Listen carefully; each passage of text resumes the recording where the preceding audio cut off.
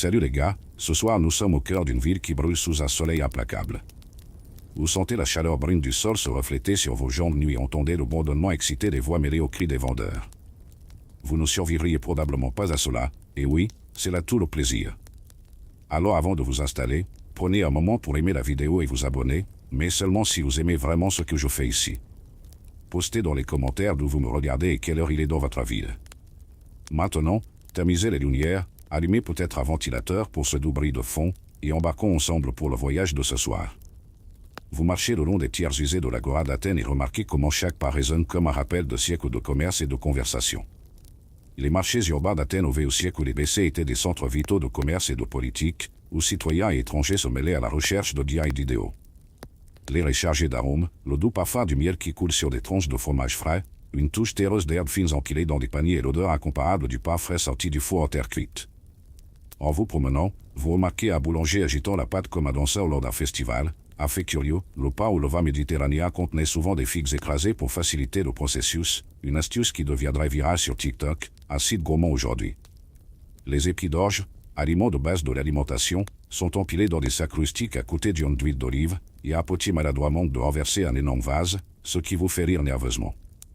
Le bruit autour de vous s'intensifie lorsqu'un poissonnier soulève un énorme étal de sardines et commence à crier le prix, attirant les enfants qui courent avec des pièces pour jouer aux enchères. Vous sentez la texture glissante d'une écaille de poisson qui vous a été lancée pour démontrer sa fraîcheur et vous poussez presque à un petit cri heureusement, cela passe pour un soupir ASMR.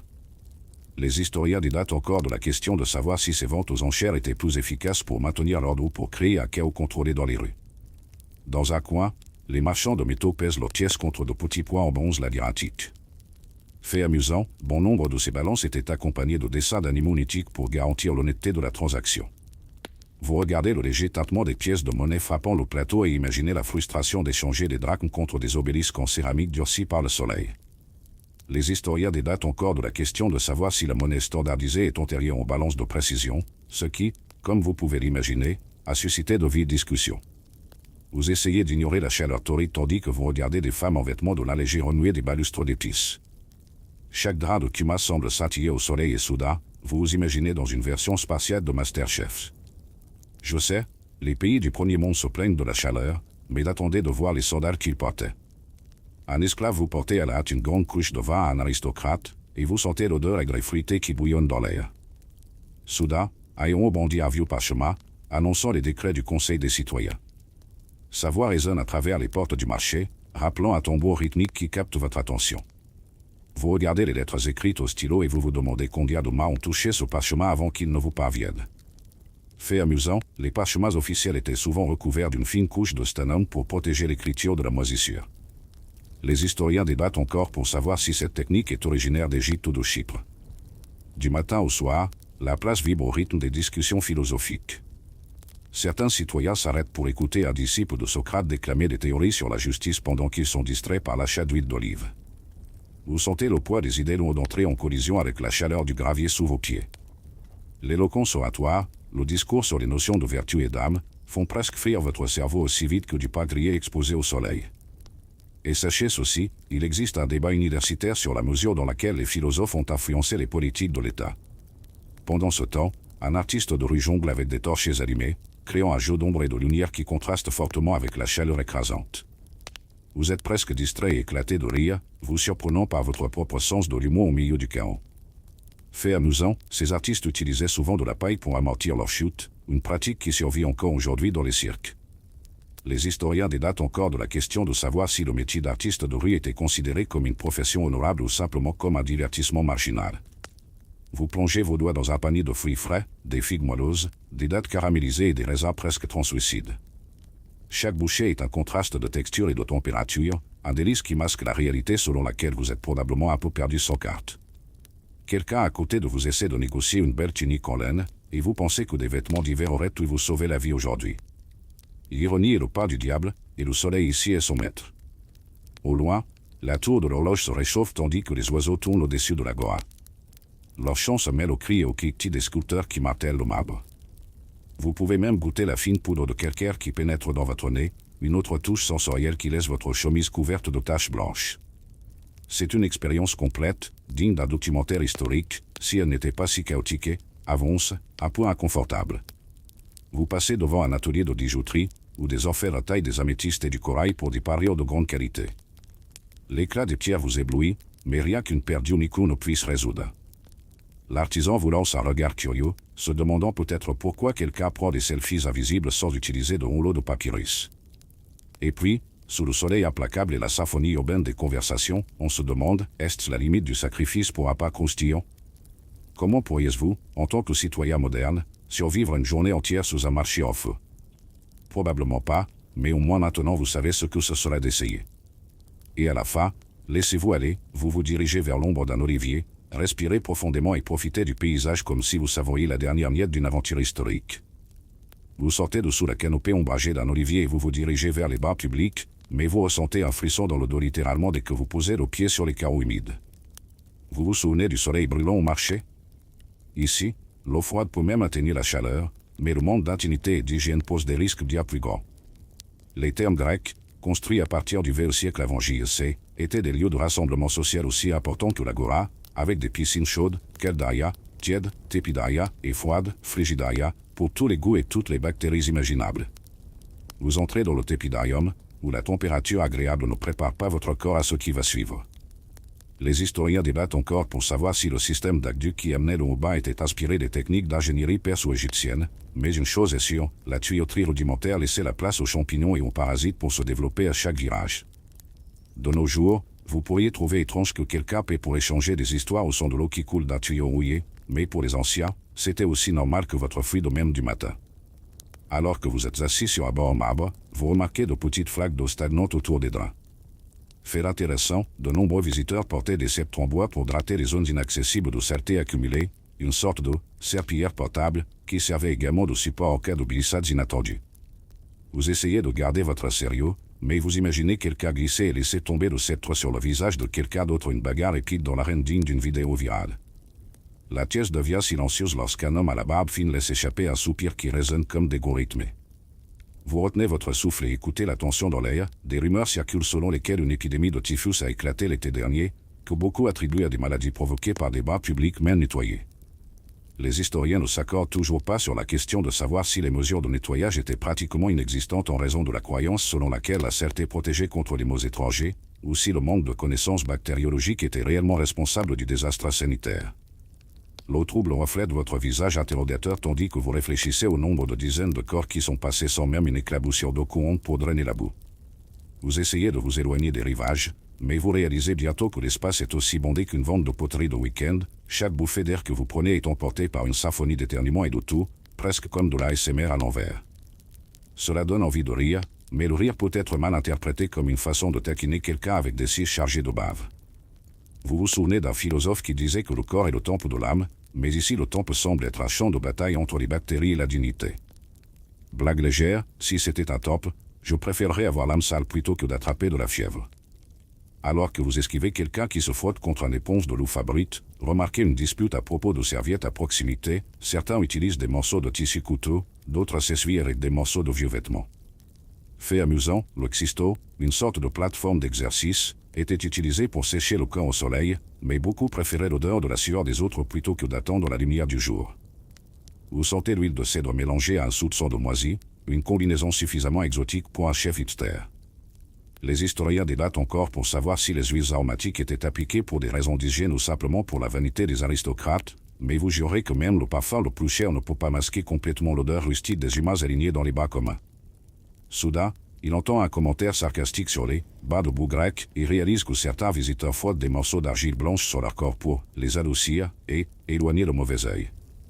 Vous imaginez un cours de spa moderne avec des masques à l'argile, mais sans la playlist du salon. Ici, le seul bruit est le craquement du marbre et le davardage rauque des travailleurs épuisés. Blague numéro 2, si vous pensez que les spas chers sont mauvais, essayez de payer avec des drachmes et découvrez que votre huile de cèdre est fausse. Lorsque vous sortez de la piscine froide, vos pieds supportent à peine le contact avec le sol glissant. Vous êtes sur le point de tomber, mais vous vous rattrapez sur une balustrade en bronze ornée, malgré le risque de tétanos. Au fait, le mot « tétanos » n'existait pas encore, mais l'infection bactérienne qui provoquait des spasmes était connue sous le nom de Teridotrismus, précisément parce qu'elle bloquait la mâchoire.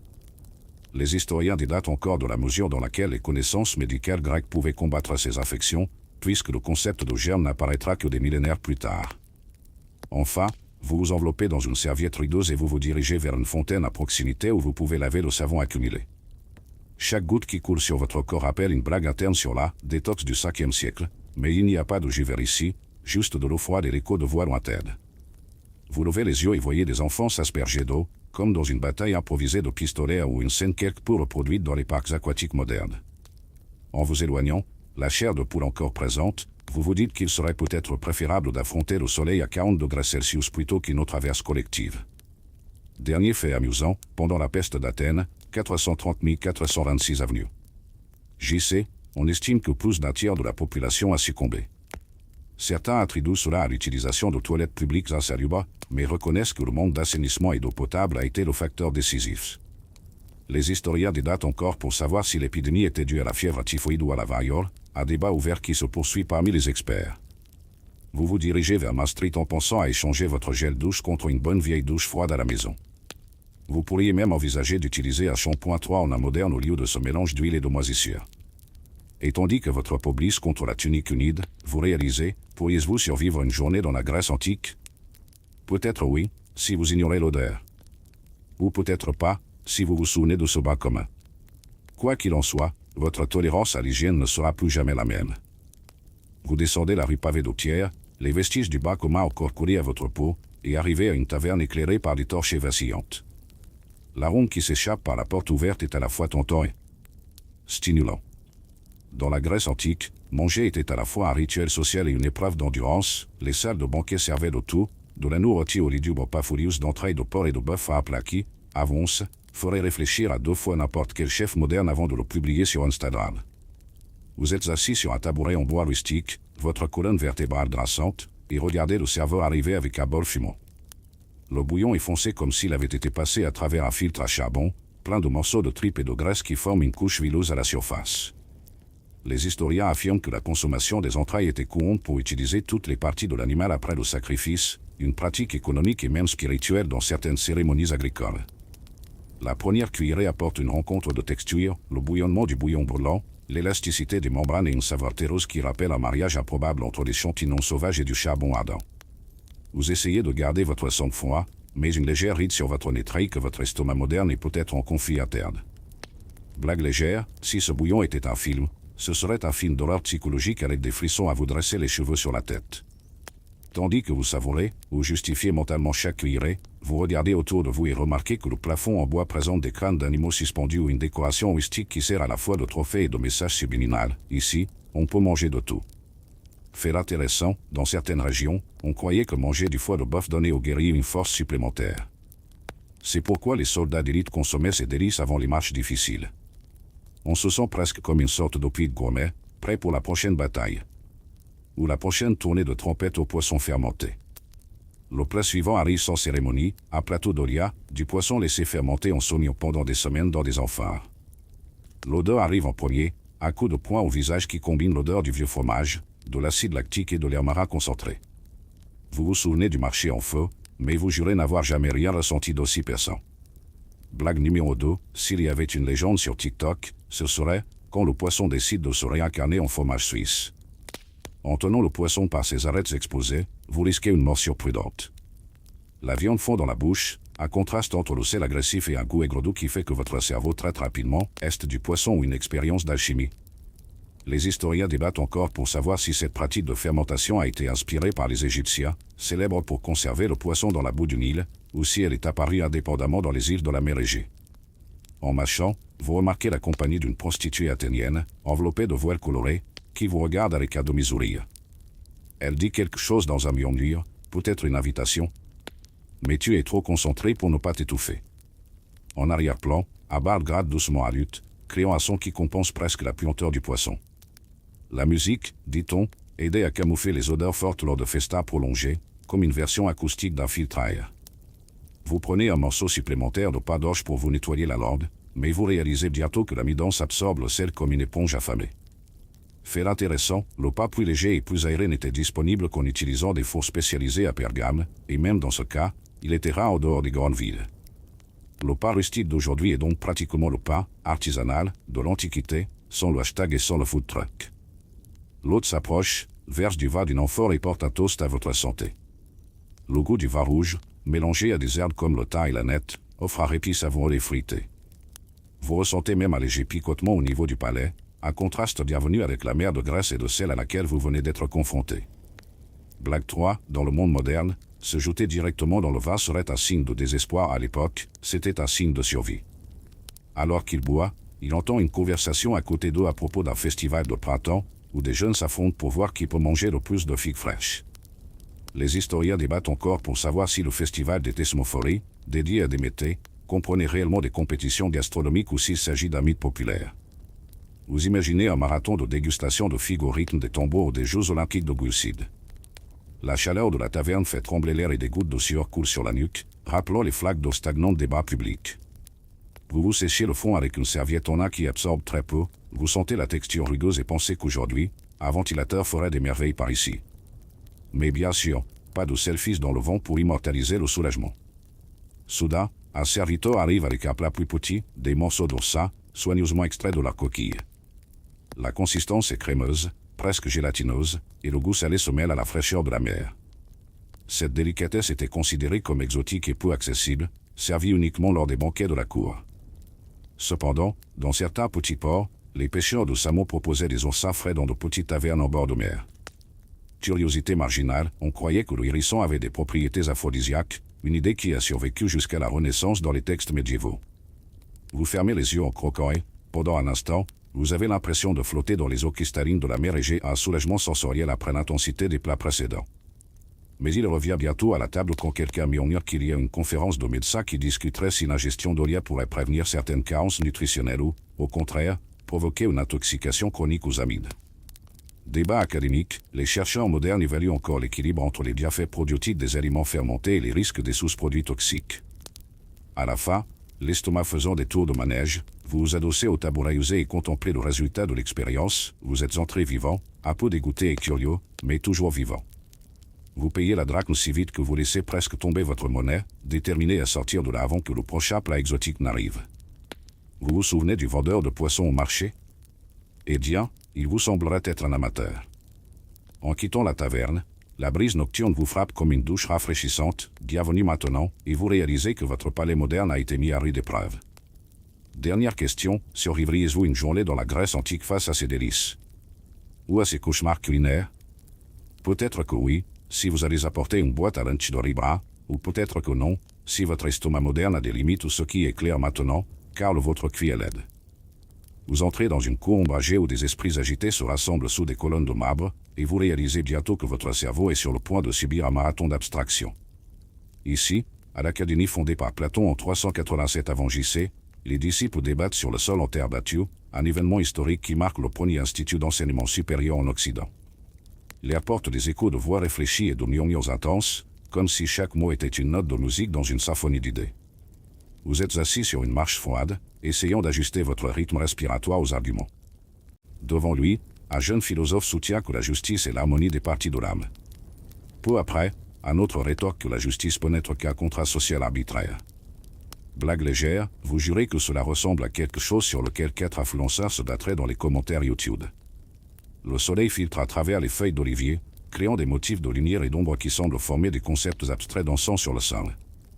En écoutant attentivement, il remarque une curiosité marginale, des étudiants dessinaient des reflets sur le sol avec des morceaux de craie fabriqués à partir de calcaire local, un tableau noir, improvisé qui s'évaporait au premier souffle de vent.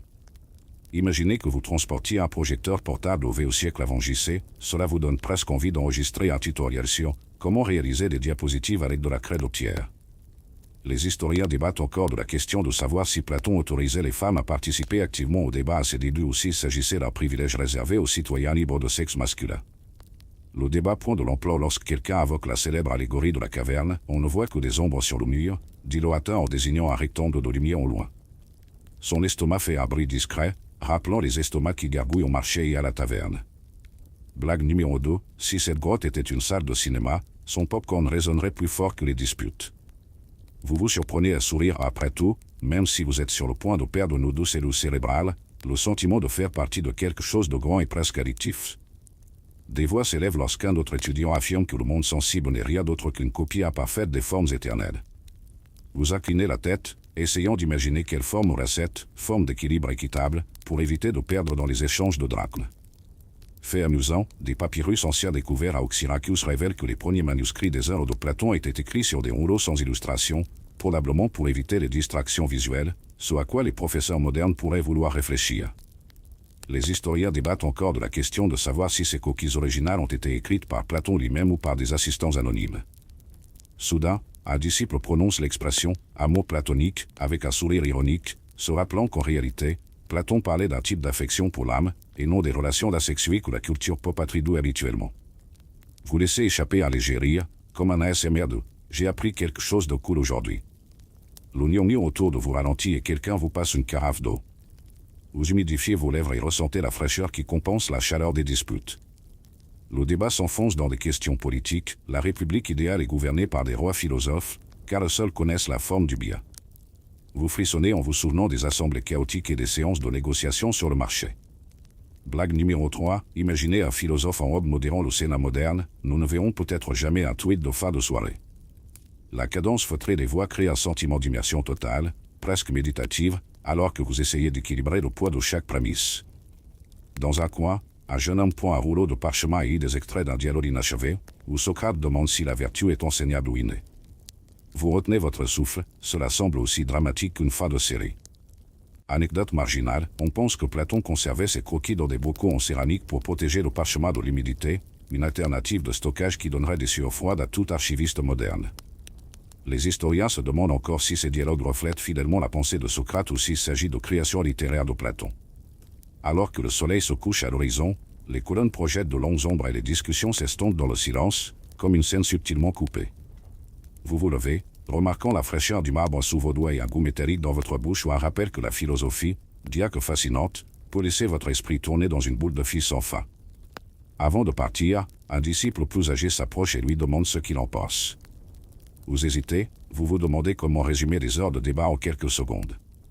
Puis il dit, d'un ton détendu, « J'ai trouvé cela intense, mais si je devais choisir mon mantra quotidien, ce serait le moins d'ombre, plus de lumière. » Le sourire que vous recevez est presque un signe honorifique de compréhension, du moins jusqu'à ce que la question suivante se pose. Alors qu'il sort de la cour, il sent l'écho des concepts résonner encore dans sa tête. La brise nocturne vous apporte un doux soulagement, mêlant le parfum du jasmin à la poussière des empreintes de pas philosophiques. Vous réalisez que même si vous avez presque arrêté de penser, et que vous avez, si vous avez mentalement rayé, étudié la philosophie, de votre liste, il y a quelque chose de séduisant à élargir les limites de votre esprit. Et puis il se demande, pourrait-il survivre à une journée entière de débats sans fin sur les formes, la vertu et la justice? Peut-être, si vous gardez une bouteille d'eau à proximité et apprenez à rire de vos propres pensées. Ou peut-être pas, si vous réalisez que votre santé mentale moderne a une durée de vie limitée par rapport à ces idées. Quoi qu'il en soit, vous quittez cette cour avec le sentiment d'avoir vécu un fragment d'éternité et cela seul vaut bien les mots de tête philosophiques. Vous vous réveillez avant le lever du soleil, vous vous enveloppez dans votre simple tunique en laine et vous dirigez vers les terrains d'entraînement, vos pieds résonnant sur les blocs de pierre froid.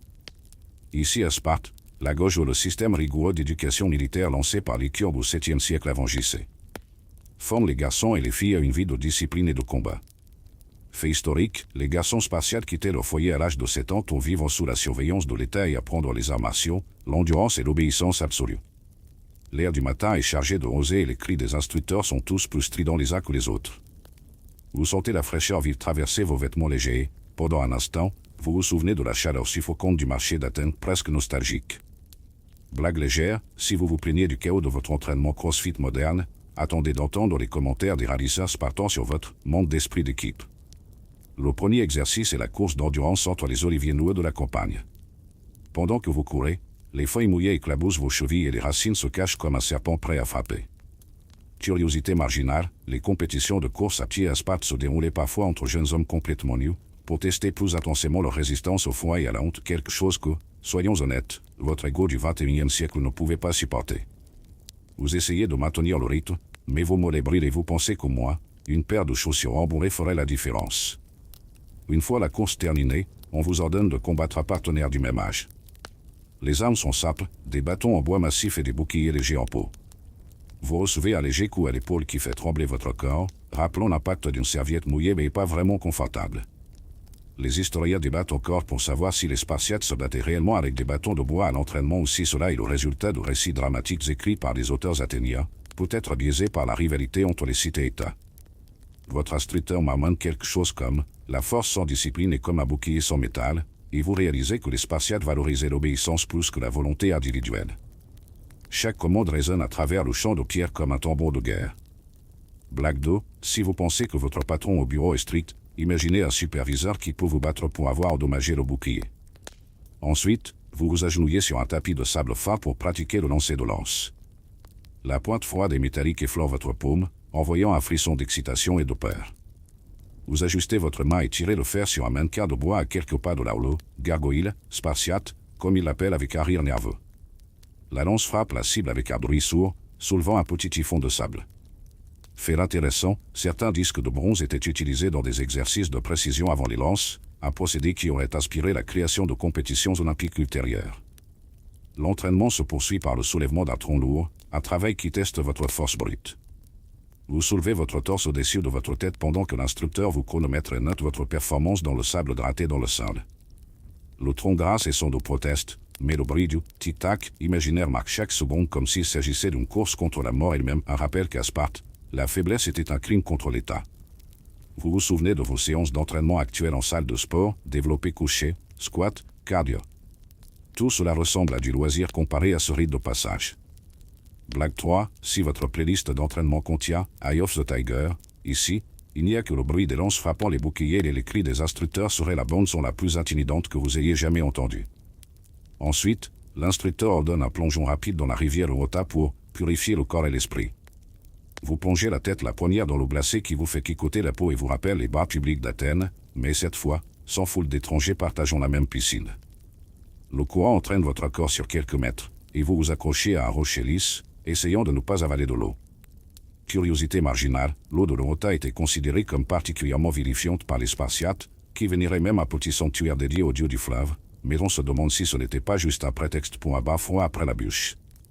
Reprenant votre souffle, vous remettez votre tunique trempée et écoutez vos compagnons murmurer des éloges et des taquineries. L'entraînement se termine par des exercices de saut sauté par-dessus des obstacles bas d'environ 1 mètre, une performance qui simule des invasions de territoire ennemi. Les historiens débattent encore pour savoir si ces obstacles ont été conçus à l'origine pour un véritable entraînement ou s'ils sont devenus partie intégrante de légendes romantiques écrites des siècles plus tard. À la fin de la matinée, vos muscles sont fatigués, vos vêtements sont trempés et votre humeur est au bord de l'épuisement. Vous essuyez votre visage avec le dos de votre main et sentez la texture rugueuse des cheveux trempés. Il y a un silence collectif avant que l'instructeur ne déclare « Vous êtes des Spartiates maintenant ». Vous regardez dans les yeux de vos collègues à souffle de camaraderie, une étincelle de fierté partagée et peut-être un désir mutuel de revenir au confort de votre matelas moderne. En retournant à son dortoir, il croise des jeunes qui pratiquent le molesia ou le combat au corps à corps sans armes et se demande s'il utiliserait un jour cette compétence pour se défendre des critiques sur les réseaux sociaux. Vous levez les yeux vers le ciel gris et nuageux et pensez qu'au moins ici, il n'y a pas de notification de téléphone portable pour vous rappeler les messages urgents. Votre peau glacée contraste avec le souvenir du chaud soleil d'Athènes, et vous vous demandez, pourriez-vous survivre à ce régime extrême pendant plus d'une journée? Peut-être que si tu apportais un oreiller en mousse fantaisie et du baume à lèvres. Ou peut-être pas, si votre corps se plaint avant même que le soleil ne finisse de se lever à l'horizon spartiate. Et puis vous décidez, cela valait la peine de vivre cette expérience, mais demain, lorsque vous commanderez votre petit déjeuner dans votre appartement moderne, vous profiterez de chaque goutte de lait crémeux et de chaque tranche de pain grillé, sans avoir à vous battre pour les obtenir. Vous vous approchez de la Pnyx, la colline où l'Assemblée et Ecclésia se réunissent à ciel ouvert, et immédiatement vous sentez la vibration des voix s'élever comme un cœur désaccordé. Ici, la démocratie athénienne atteint son apogée et son chaos le plus glorieux. Fait historique, entre 500 et 322 avenues. JC, l'Ecclésia se réunissait environ 40 fois par an, permettant à jusqu'à 6000 citoyens libres de voter directement sur les lois, les décrets de guerre et les politiques financières. En montant sur la scène improvisée, on remarque des bancs de pierre disposés en demi-cerclé, au centre, le bouléon où le président de service préside les débats.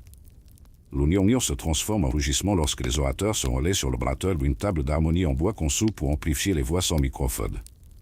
Fait amusant, lors d'occasions spéciales, quelqu'un soufflait dans une corne de roc pour attirer l'attention des citoyens dispersés le long de la colline, un système de référence primitive pour elle, alerte rouge, moderne. on trouve un espace entre des dizaines d'hommes en toge et écharpe de laine, essayant de suivre le rythme frénétique des discours. Certains crient des surnoms à des politiciens rivaux ou imaginer un débat parlementaire, mais avec des insultes improvisées et sans pause publicitaire. Blague légère, si vous pensez que Twitter est toxique aujourd'hui, essayez de gérer les adus verbaux en face à face, en direct, dans un auditorium sans fenêtre. Des discussions sont déjà en cours sur la proposition d'allouer une partie du trésor du temple d'Athéna à la réparation des murs de la ville. Certains affirment que sans murs renforcés, la ville est vulnérable aux invasions perses. Un autre rétorque que sacrifier des sacrilèges n'a jamais été bon pour le moral des citoyens. Les historiens débattent encore de la question de savoir si les fortifications des murs de Thémistocle ont été achevées avant ou après la guerre de Salamine, ce qui pourrait changer le poids de cette décision ces dernières années. Vous levez la main lorsque le président demande qui soutient le renforcement des murs et jetez votre caillou blanc dans l'ion d'argile. Le son délicat des pierres qui frappent rappelle la pluie d'été, un effet ASMR inattendu au milieu de la tourmente. La proximité des votes donne des papillons dans l'estomac, chaque grain de marbre compte, et votre drachme investi ici pourrait décider de l'avenir de la police. Pendant la pause, un citoyen s'approche et murmure qu'il a déjà vu un ostracisme prévu dans 6 mois, un vote séparé pour bannir tout individu qui menace la stabilité du régime. Curiosité marginale, pour ostraciser quelqu'un, il fallait au moins 6000 billets d'argile portant le nom de la cible, et ils étaient déposés dans un puits profond, symbolisant l'exil permanent. Vous pensez, combien de tweets faudrait-il pour bannir quelqu'un aujourd'hui? Tandis que vous regardez les bannières colorées danser dans le vent, le débat reprend vie. Un orateur tient un parchemin non ponctué et lit un discours si long que les mots se mélangent comme une musique ancienne. Blague 2, s'il y avait des sous-titres, il faudrait 2 traducteurs et un monteur vidéo juste pour garder le public éveillé. Vous réalisez que la participation est limitée, les femmes, les métèques et les esclaves sont exclus. Les historiens se demandent encore si le véritable démon, peuple, comprenait uniquement des hommes libres ou si certains groupes marginalisés pouvaient influencer indirectement les décisions par l'intermédiaire de mécènes. Cet écart met en évidence le paradoxe d'une démocratie qui exclut la moitié de la population. Soudain, le son d'un tambour rudimentaire résonne pour indiquer la transition vers le sujet suivant, les dépenses de guerre contre Corinthe. La cadence est hypnotique, comme si quelqu'un appuyait sur un bouton, boucle, sur une bande sonore. Vous sentez votre poitrine vibrer à chaque battement et une invitation à vous concentrer sur les chiffres et à oublier la chaleur qui pèse encore sur vos épaules. Autour de lui, des rumeurs s'élèvent sur la distribution de subventions aux anciens combattants, un avantage tyrannique qui garantissait des pensions à ceux qui ont combattu à Marathon et à Platée. Fait courant, la loi de Salamine, votée en 493 avenue. JC fut la première à réserver des fonds publics pour le soutien militaire continu, précurseur des pensions modernes. On a l'impression qu'au lieu d'un débat structuré, on assiste à une bataille improvisée, chaque orateur essayant de surpasser l'autre en termes de rhétorique et de niveau d'indignation. Blague 3, si c'était un tag show, ils auraient déjà vendu des places en loge et des sponsors pour l'huile d'olive. Quand vient l'heure du verdict, le président lève le sceptre et appelle au silence. Les votes finaux sont exprimés et l'on peut presque entendre le tintement de chaque fragment d'argile. Le résultat est annoncé, les murs seront réparés, mais l'allocation des ressources sera à nouveau revue dans 6 mois. Vous prenez une grande inspiration et réalisez que, malgré la confusion, chaque citoyen repart avec le sentiment d'avoir fait partie de quelque chose de plus grand. En descendant la colline, vous sentez un vent frais qui transporte le parfum du tas sauvage des champs. Vous pensez que, malgré tout le désordre, cet exercice de voix égale était si révolutionnaire qu'il sert de modèle à de nombreux systèmes jusqu'à aujourd'hui. Débat académique, les chercheurs débattent encore de la question de savoir si la démocratie athénienne a directement influencé les républiques modernes ou s'il s'agissait simplement d'une expérience singulière sans continuité organique. Vous regardez vers l'horizon où le soleil commence à se coucher sur le Parthénon, tâtant les colonnes d'un orage d'eau. Chaque pas que vous faites semble faire écho à l'importance de ce moment, comme si vous portiez en vous l'esprit de la police. Et puis vous vous demandez, survivriez-vous à une journée entière immergée dans ce chaos participatif? Peut-être, si vous gardez vos pierres de vote près de vous et un esprit ouvert, ou peut-être pas, si vous ne supportez pas de prendre des décisions sous le tollé général. Quoi qu'il en soit, vous savez maintenant ce que c'est que de ressentir le poids et la chance de vivre dans une véritable démocratie de champ de bataille.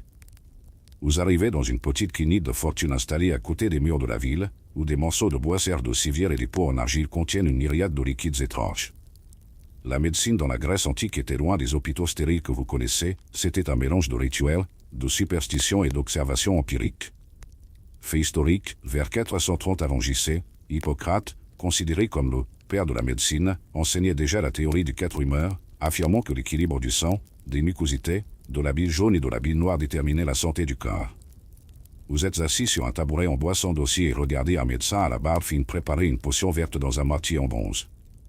Le son du quilon contre le pot résonne de manière rythmique, presque hypnotique, tandis qu'il broie des herbes médicinales, une expérience ASMR de tapotement métallique. Curiosité marginale, les feuilles de pavot étaient macérées pour produire un sédatif rudimentaire, une version proto-analgésique utilisée même dans les chirurgies traumatologiques. On pourrait penser que votre trousse de premiers soins moderne mériterait d'inclure un peu de ce coquelicot archaïque. Le médecin vous regarde et vous demande où vous avez mal, en utilisant un ton calme et une voix douce. Quand vous évoquez une lourdeur dans votre poitrine aux blagues légères, si se gratter était un médicament, vous seriez guéri maintenant et il presse quelques herbes hachées contre votre peau avec une gaze de lin. La plante dégage un arôme amer et terreux qui fait pisser le nez. Pendant ce temps, il prend le pouls, une pratique qu'Hippocrate aurait introduite pour diagnostiquer les maladies internes en observant le rythme et la force. Les historiens débattent encore pour savoir si cette technique a été inspirée par les examens du pouls égyptien ou développée indépendamment par les Grecs. Soudain, un assistant entre en portant des pots en céramique contenant des liquides rougeâtres. Il s'agit de saigner, une méthode de prélèvement de sang pour soulager l'excès d'humeur.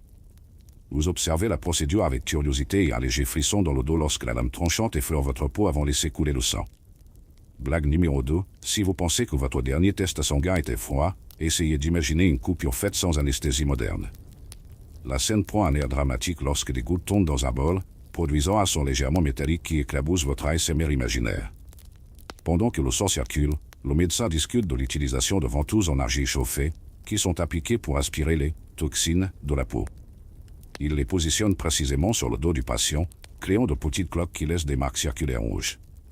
Vous sentez la céramique chaude mélangée à l'arôme des herbes brûlantes, un contraste sensoriel bien différent de celui de votre dommage corporel au spa. Fait amusant, la technique de la thérapie par ventouse a évolué. Des siècles plus tard, Hippocrate recommandait de recouvrir ces ventouses de miel pour faciliter l'adhésion, un soin supplémentaire qui rappelle les adhésifs silicone modernes. Un mendiant arrive appuyé sur un bâton, criant à l'aide pour soulager une douleur au genou. Le médecin étudie sa posture et décide d'appliquer des passes de poisson fermenté écrasé, un cataplasme malodorant qui promet de réduire l'inflammation. Vous regardez le cataplasme se préparer, vous souvenant de la délicatesse exotique de la taverne, mais cette fois sans la partie savoureuse. Blague 3, si vous pensez que l'exfoliation au café est intense, essayez une compresse de poisson fermenté. Comme le cataplasme agit, il commente les débats médicaux, les historiens se demandent encore si la pratique des cataplasmes était vraiment efficace ou s'il s'agissait simplement d'un puissant placebo pour le patient désespéré. Soudain, un cri traverse l'air, quelqu'un porte un jeune soldat blessé à l'épaule, résultat d'un entraînement spartiate. Le médecin nettoie la coupure avec du vinaigre dilué dans de l'eau chaude, une pratique courante pour désinfecter avant l'apparition des antiseptiques modernes. Vous grimacez en voyant le soldat frissonner, et le bruit du tissu frottant contre sa peau résonne comme un léger craquement. Cette méthode de nettoyage a été préconisée par Galien des siècles plus tard, mais les historiens débattent encore de la question de savoir si l'utilisation du vinaigre a réellement réduit les infections ou causé plus de douleur que de soulagement. Le soldat gémissant de douleur est ensuite anesthésié avec une bouffée de fumée de pavot mélangée à du chanvre séché, inhalé à travers un tube en bronze. Vous gardez vos distances, regardant le spectacle de la fumée dansant dans l'air, créant des motifs qui ressemblent à des dessins d'art sur sable. Curiosité marginale, les archives indiquent que le chanvre était utilisé comme antispasmodique, mais il était également considéré avec suspicion par certains médecins grecs, qui craignaient des changements mentaux. Les historiens se demandent encore si ces fumeurs étaient réglementés ou si chaque pratique variait d'une cité-État à l'autre. Lorsque le patient commence à s'endormir, le médecin commence à suturer avec une aiguille en os et du fil fabriqué à partir d'intestin animal. Le bruit des 12 piqûres perçant la chair est à peine audible, mais votre attention est attirée par le bourdonnement délicat de chaque point. Imaginez combien de temps il faudrait à votre Instagram pour charger une vidéo de cette suture détaillée. Débat académique, les chercheurs débattent de la mesure dans laquelle ces sutures rudimentaires ont empêché la mortalité post-opératoire ou ont provoqué plus d'infections que de guérisons. Pendant ce temps, un autre patient attend un grattage du crâne, une pratique de trépanation utilisée pour soulager les maux de tête chroniques ou chasser les mauvais esprits. Vous êtes témoin de l'élimination de particules d'os à l'aide d'un outil en bronze, créant une petite poudre qui tombe silencieusement dans un bassin. L'atmosphère devient tendue, mais le médecin garde une voix basse et mesurée, expliquant chaque étape. Fait intéressant, des trépanations ont été trouvées dans des crânes de plusieurs régions de Grèce, avec des taux de guérison étonnamment élevés, indiquant que de nombreux patients ont survécu à la procédure. Les historiens débattent encore pour savoir si ces résultats sont le fruit d'une technique exceptionnelle ou simplement de la résilience humaine. Après le grattage, le médecin applique une pommade à base de cire d'abeille et de résine de pin, scellant l'ouverture pour éviter l'infection. Vous sentez l'odeur douce et résineuse qui contraste avec tout l'environnement humide et physiologique. Tandis qu'il observe, le médecin commente un débat entre écoles de médecine rivales. Certaines soutenaient que la pommade était essentielle pour prévenir la septicémie, tandis que d'autres pensaient que couvrir le trou empêcherait le drainage naturel des mauvaises humeurs. Lorsque le dernier patient sort, vous vous levez avec un léger tremblement dans les jambes. Le mélange d'arômes, de sons d'instruments et de rires nerveux résonne encore dans son esprit. Vous touchez votre propre peau, imaginant les marques que les ventouses laisseraient, un rappel permanent de cette expérience presque chirurgicale. Et puis vous vous demandez, survivriez-vous à une journée entière de médecine primitive, sans le confort d'un analgésique moderne ou d'un pansement adhésif? Peut-être que oui, si vous aviez beaucoup de détermination et un estomac solide. Ou peut-être pas, si votre corps moderne se rebelle contre ces pratiques rustiques. Vous sortez de la clinique et respirez profondément l'air frais de la rue, ressentant un léger soulagement qui fait ralentir votre cœur. La lumière du soir baigne les murs blancs de la ville, et chaque pas vers votre matelas contemporain ressemble désormais à un séjour au spa comparé à ce que vous venez de vivre. Vous vous réveillez dans un dortoir aux tiers froide, sentant chaque couture de la tunique en laine pressée contre votre peau comme une étreinte peu accueillante. La faible lumière de l'eau filtre à travers les fissures de l'étroite fenêtre, révélant une rangée de toches suspendues à des crochets de fortune. Aujourd'hui, c'est le jour de s'allier et de marcher dans les rues en calcaire blanc, mais avant même de pouvoir ajuster le tissu, vous ressentez déjà une étincelle de regret à la sensation rugueuse contre votre peau. Blague légère, si vous pensez que sacrer votre jean skinny est une épreuve moderne, attendez de découvrir que les toges étaient sans élastique. La toge, portée comme tenue officielle par les citoyens libres, était généralement faite de laine brute, enroulée et drapée autour du corps dans un mouvement circulaire. Fait historique courant, à Rome, ce costume n'est devenu un symbole de statut qu'après le IIIe siècle avant JC, mais en Grèce, les vêtements des rideaux dérivaient des manteaux du peuple thrace, apportant avec eux des motifs de prix qui ressemblaient davantage à de l'origami corporel. Vous étendez vos bras, essayant de lisser les plis, et vous manquez de vous étouffer dans l'excès de tissu. Curiosité marginale, certaines toges avaient des ourletins en pourpotiria, coûtant autant qu'une paire de sandales en cuir, un luxe que seul l'empereur pouvait probablement se permettre. Après des minutes de combat chorégraphié, vous parvenez à le remonter fonctionnellement et à sortir dans la cour, sentant les bords frôler vos genoux à chaque pas. Vos pieds glissent dans des sandales, de fines lanières de cuir nouées en simple nœud à la cheville. Alors que vous saisissez le cuir durci, un archer s'approche pour calibrer votre arc, mais tout ce à quoi vous pouvez penser est que mettre ces sandales serait un bon test de votre santé mentale. Blague 2, dans le monde moderne, nous utilisons le terme « rodage » pour les nouvelles chaussures. Ici, tu as cassé ton affronté. Vous marchez? Oups, traînez vos pieds le long du trottoir en pierre inégale, sentant chaque bosse résonner comme un tambour dans votre voûte plantaire. Chaque bande de cuir entaille le côté du pied, créant des ampoules qui s'échauffent de douleur, rappelant constamment que le confort n'était pas une priorité à l'époque. Les historiens débattent encore pour savoir si le système de la sèche simple était une question de praticité pour nettoyer la chaussure ou si la résultait d'un manque de connaissances techniques pour produire des boucles plus sophistiquées. Vous balancez votre pied comme si vous dansiez un meunier maladroit, essayant de trouver du soulagement dans le balancement continu. En vous promenant dans les ruelles, vous observez des femmes et des hommes ajuster des robes si complexes qu'elles pourraient être confondues avec une performance de contorsionniste. Un homme mince remarque que les vêtements servent de protection contre le soleil fort, mais vous réalisez que se protéger de la chaleur au prix de saignement des pieds n'est peut-être pas une bonne affaire. Fait amusant, certains voyageurs recommandaient d'utiliser des coussinets en as sous les sangles de leurs chaussures pour éviter les ampoules, une pratique qui aurait pu sauver des milliers de pieds, si quelqu'un l'avait inventé plus tôt. La brise froide contraste avec la chaleur générée par la friction, créant une sensation thermique d'un sauna potable. Vous arrivez sur une place où des artisans vendent des tissus en appui légers apportés d'Égypte. Le vendeur vous raille, une tunique en lin. Fini la laine qui pique. Vous testez le toucher et soupirez presque de plaisir, mais vous vous souvenez bientôt que vous devez changer la toge, ce qui impliquerait de démonter et de remonter un tapis de salon entier. Débat académique, les experts ne s'accordent pas sur la question de savoir si la prédominance de la laine est liée au climat ou au symbolisme du pouvoir, puisque la production de lin était restreinte et contrôlée, la rendant accessible uniquement aux plus privilégiés. Pendant ce temps, un soldat vétéran passe devant vous avec des sandales renforcées de métal pour de longues marches. Vous le regardez avec envie et vous imaginez avoir une paire de celles-ci, mais ensuite vous pensez que si le métal fait moins mal que le cuir, c'est peut-être parce que le poids fait oublier à votre pied la douleur due à la fatigue. Blague 3, dans votre travail de bureau, vous allez trouver les talons difficiles. Ici, les chaussures en fer seraient des améliorations. Au fil du temps, le soleil chauffe le sol calcaire, réfléchissant la chaleur dans les lanières de cuir et brûlant la plante de vos pieds. Vous essayez de marcher sur les ombres projetées par les colonnes, mais elles se déplacent trop vite pour suivre votre boiterie. Sentez le fin grain de sable accumulé sous vos talons, chaque particule est un drain de torture. Le grassement des chaînes métalliques suspendues aux genoux des esclaves résonne en arrière-plan. Vous remarquez que même eux, sans liberté, n'avaient pas le choix des chaussures et détestaient peut-être encore plus chaque pas. Vous atteignez enfin le bord d'un puits d'eau fraîche, une occasion rare de tremper vos pieds et de laver la sueur et le sang qui se sont accumulés. La sensation de glace brûle autant que la chaleur précédente, mais vous vous penchez et plongez vos pieds dedans, sentant votre peau se resserrer à chaque goutte. Le léger parfum de menthe répandu par quelqu'un pour éloigner les moustiques vous fait lever la tête et prendre une grande inspiration, c'est peut-être la première véritable pause réconfortante de la journée. Tout autour, vous voyez des garçons jouer à lancer des feuilles de laurier en l'air, courir pieds nus et rire de la liberté que leurs pieds ne connaissent pas. Curiosité marginale, il était courant de marcher pieds nus à l'intérieur, mais dans la rue, cette pratique était perçue comme un signe de pauvreté ou de manque de citoyenneté. Vous pensez que vous auriez peut-être dû naître paysan pour éviter la mode urbaine de la souffrance.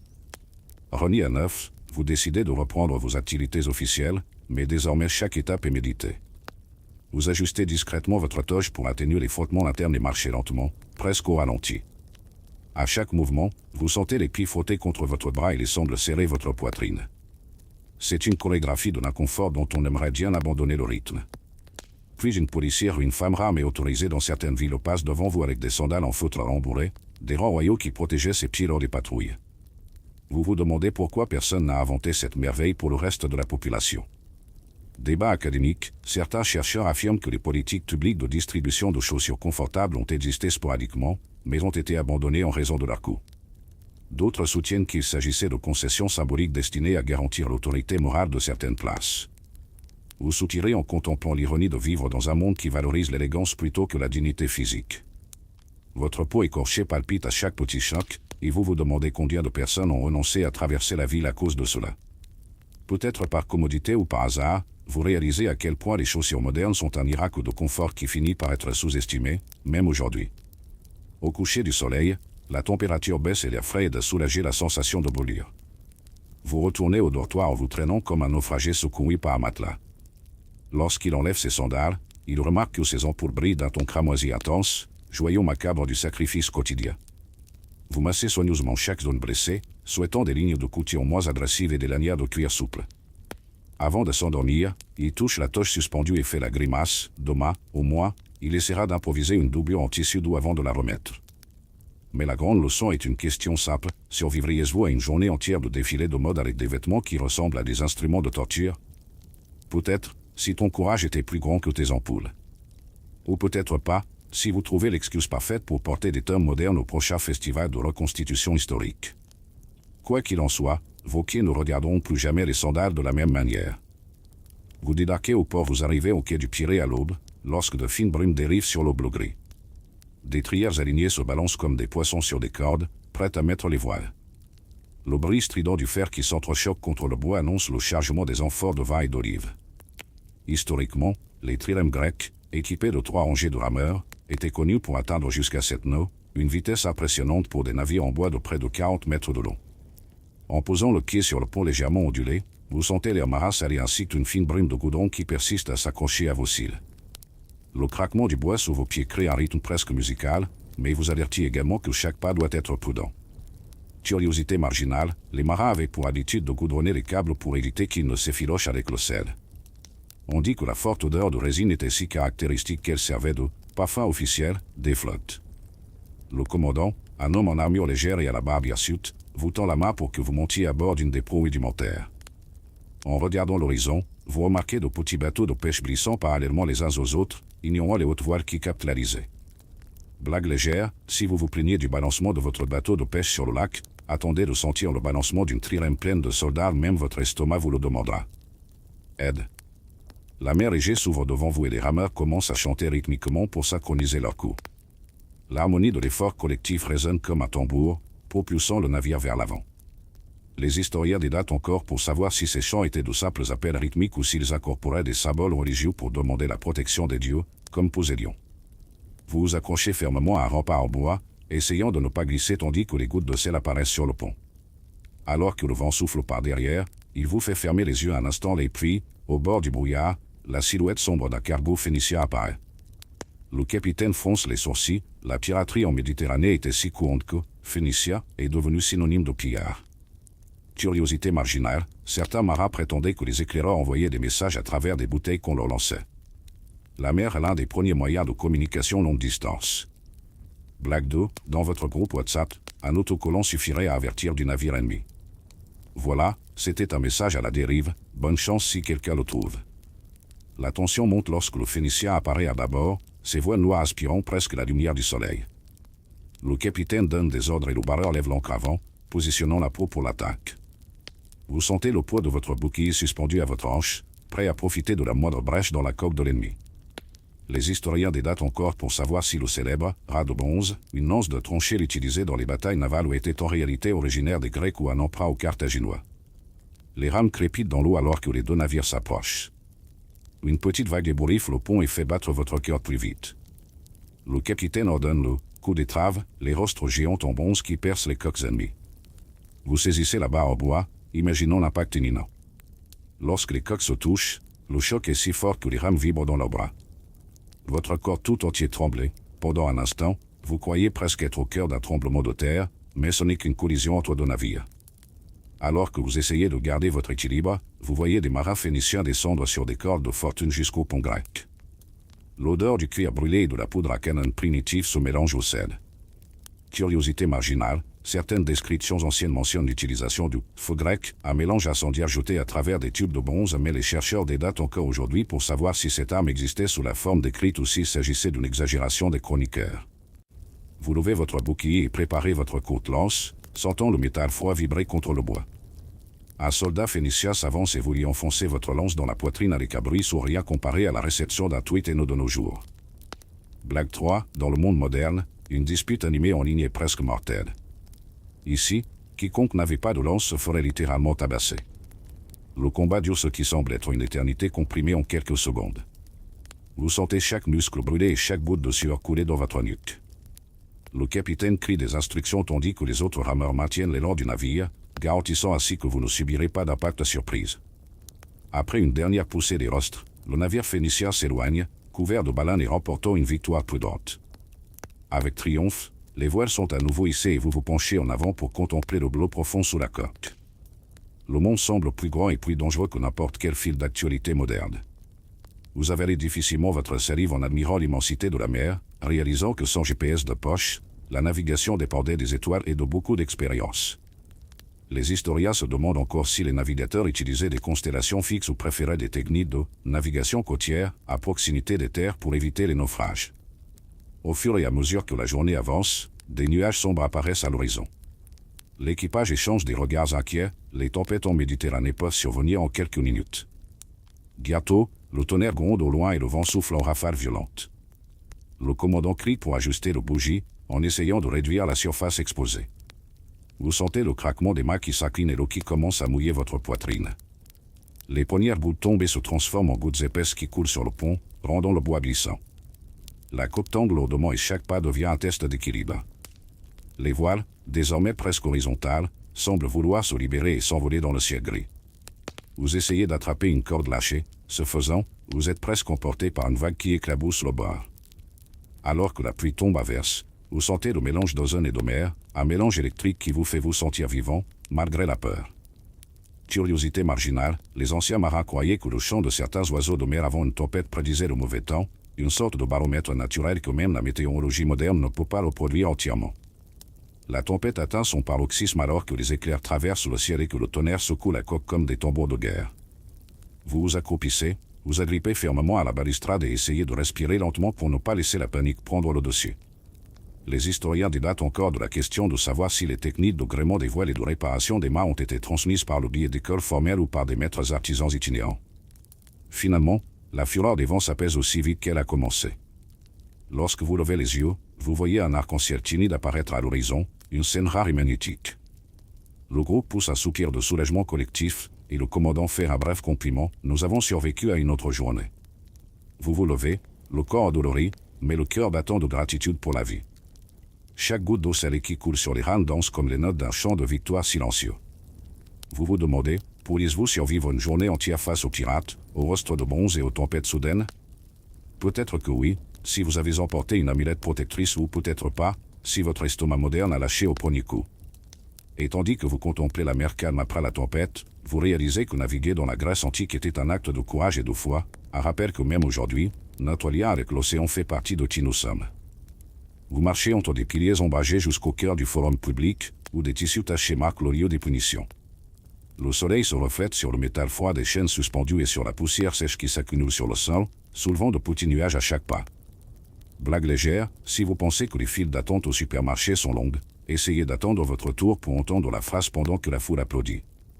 Un bourreau ajuste sa capuche noire tandis qu'un garde légèrement blindé claque sa massue contre un poteau en bois, produisant un bruit effrayant de « boum, boum », presque comme un ASMR macabre. Fait historique, dans la thème classique, les punitions publiques telles que la flagellation et l'expulsion temporaire dans des statues vivantes, Stavros, étaient courantes, et le criminel était exposé pour servir d'avertissement social. Les historiens débattent encore pour savoir si ce rituel visait réellement à rendre justice ou s'il renforçait simplement un spectacle de peur parmi les citoyens. Alors que la foule se rassemble, vous sentez la fumée de l'encens offert pour apaiser les esprits nerveux se mêlant à l'odeur salée de la sueur humaine. Curiosité marginale, sur les colonnes de tiers voisines, des prédicateurs sans licence ont étalé des feuilles imprimées de brassards rouges, avertissant que ce dimanche serait le jour du bourreau, un événement prévu dans le calendrier civique. On s'attend presque à voir une bannière numérique clignotante, « Ne cliquez pas d'ici ». Le prévenu comparaît escorté, titubant dans des sandales usées et vêtu d'une tunique déchirée. Vous reconnaissez le visage du jeune homme qui a juré allégeance à un politicien rival sur la Pnyx. Vous souvenez-vous de ce fouillis d'urnes en céramique? Maintenant, il en paie le prix. Alors qu'il est placé devant le poteau, il lève le menton, essayant de ne montrer aucun tremblement. Blague 2, si aujourd'hui vous pensez que l'annulation est brutale, sachez que dans la Grèce antique le « no quitte » ne vous épargnez pas les gifles. Le bourreau sort un long fouet en lanière de cuir durci et vérifie chaque segment d'un plaquement sec. Lorsqu'il lève le fouet, le son perçant semble flotter dans l'air chaud, provoquant un frisson collectif. Vous sentez votre cœur battre dans vos oreilles et vos mains transpirer, comme si vous alliez chez le dentiste sans anesthésie. Les historiens se demandent encore si le nombre de coups de fouet était standardisé ou variait selon l'humeur de l'assemblée. Le premier coup déchire l'espace avec un craquement sec, et vous ressentez même une réverbération derrière votre temporale, un rappel que le corps du défendeur vibre comme une corde de lyre frappée fort. Le public laisse échapper un soupir synchronisé qui sonne comme des vagues s'écrasant sur une mer de voix. Vous fermez les yeux un instant, essayant de filtrer le son comme s'il s'agissait d'un bruit blanc, mais cela ne sert à rien, l'ASMR de la douleur est contagieux. Alors que le bourreau prépare le deuxième coup, vous observez la consternation dans les yeux du condamné. Blague 3, lors de votre dernière bagarre de bar, vous avez peut-être perdu une dent. Ici, vous pouvez perdre votre dignité et qui sait, peut-être quelques côtes supplémentaires. Le cuir craque et se fissure, et des cordons de laine se détachent de sa tunique, laissant des marques rouges exposées sur son épaule. Vous ressentez un malaise physique presque par sympathie, un picotement d'empathie qui fait tourbillonner toute la scène dans votre esprit. Devant, une femme chuchote à son ami, « J'ai entendu dire qu'il avait volé une idole en argent dans le temple. » Vous vous souvenez de l'odeur de l'encens lors de cette cérémonie de printemps, l'ironie du sort. Les historiens débattent encore pour savoir si ces idoles étaient de simples souvenirs religieux ou si elles avaient une valeur commerciale si élevée que leur vol équivalait à une confiscation de richesse. Lorsque le bourreau s'arrête, vous prenez une profonde inspiration, écoutant le bruit du vent qui fait brisser les tentes et le piquetis lointain des chaînes. La foule ne se repose qu'un instant. Dans l'espace entre un coup de fouet et le suivant, on a presque l'impression d'être à l'une de ces brillantes fêtes de Dionysos mais sans l'avantage du vin. Ce silence momentané montre comment le public se nourrit de l'attention, comme s'il voyait le point culminant d'un film à suspense. Le prévenu tombe à genoux, les fesses marquées d'un rouge vif comme du granit gratté. Les gardes le soulèvent et le poussent au centre d'un cercle de pierre, où il doit réciter une confession publique, un exercice d'humiliation verbale. Il prononce des mots entrecoupés, demandant pardon à la ville et promettant de ne pas violer les dieux. L'écho de sa voix tremblante se propage dans la cour, comme le battement d'un tambour martial. Blague de rappel légère, si vous vous plaignez de devoir parler en public au travail, imaginez devoir confesser vos péchés sous des yeux avides de lunettes.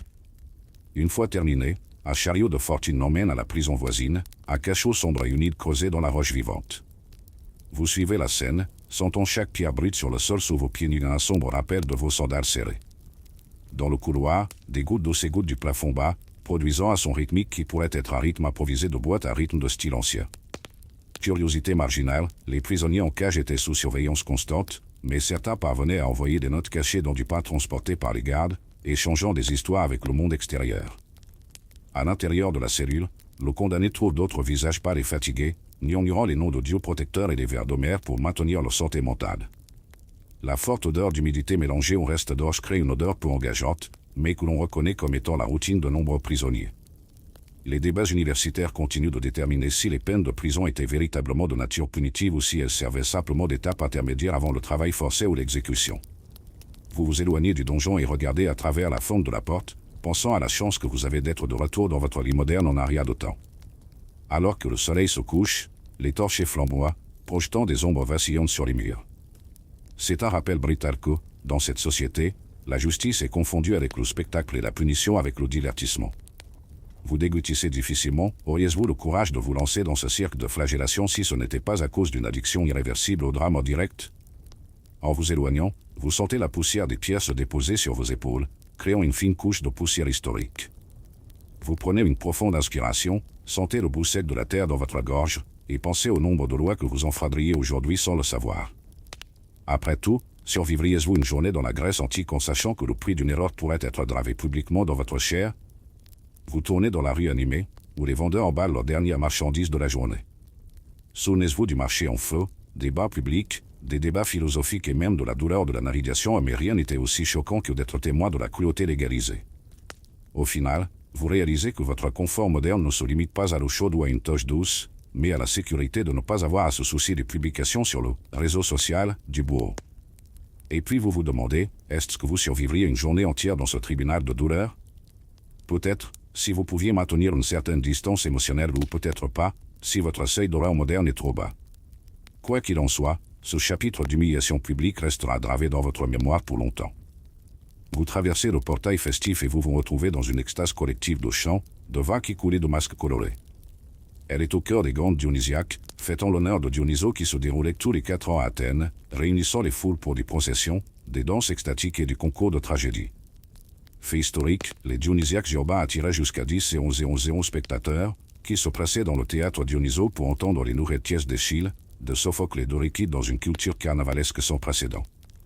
En entrant dans la salle en playa, vous êtes accueillis par le fort arôme du vin mélangé à de l'encens à la myrrhe, créant un parfum qui fera des ravages sur votre odorat moderne, mais bon, cela fait partie du spectacle. Blague légère, si votre dernier festival de musique vous a donné une gueule de bois d'une demi-heure, essayez de boire des litres de vin mélangé à du miel et des épices tout en sautant entre des inconnus masqués, votre foi vous dira, désabonnez-vous. Des statues en marbre de Dionysos bordent l'entrée, vêtues de guirlandes de lierre et de raisins suspendus comme des décorations de Noël païennes.